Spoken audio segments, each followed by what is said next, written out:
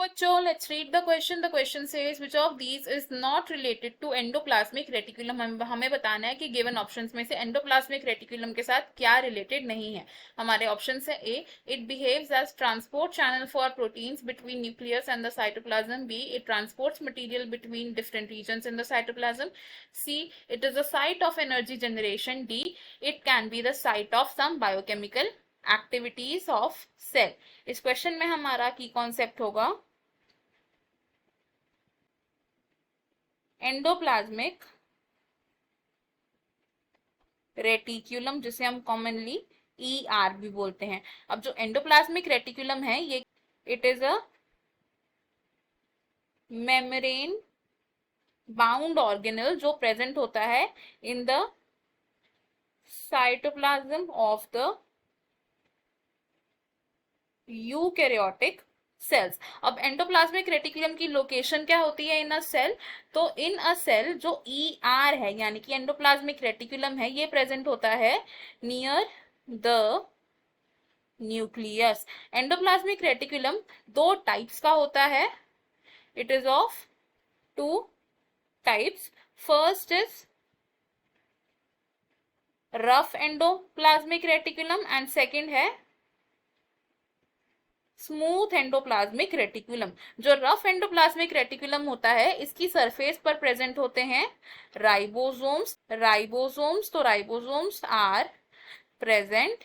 And जो smooth endoplasmic reticulum होता है इसकी सरफेस पर राइबोसोम्स प्रेजेंट नहीं होते यानी कि these are absent. Rough endoplasmic reticulum क्या करता है? प्रोटीन्स की सिंथेसिस करता है एंड स्मूथ एंडोप्लाज्मिक रेटिकुलम करता है सिंथेसिस ऑफ लिपिड्स. जो रफ एंडोप्लाज्मिक रेटिकुलम की मेम्ब्रेन होती है ये न्यूक्लियर मेम्ब्रेन के साथ कंटिन्यूअस होती है जिसकी वजह से जो एंडोप्लाज्मिक रेटिकुलम है यानी कि जो ER है ये मटेरियल्स को ट्रांसपोर्ट कर सकता है. It can transport materials between nucleus and cytoplasm.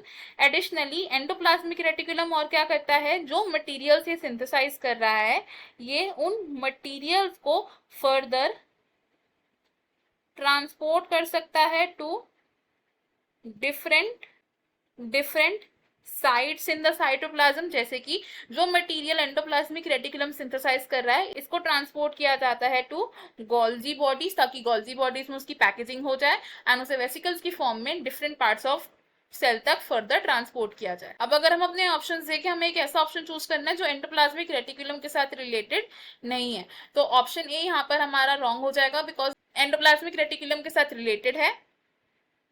Option B भी हमारा रॉन्ग हो जाएगा. ऑप्शन सी हमारे यहाँ पर करेक्ट है because site of energy generation होता है माइटोकॉन्ड्रिया ना कि endoplasmic reticulum. And option D भी रॉन्ग होगा.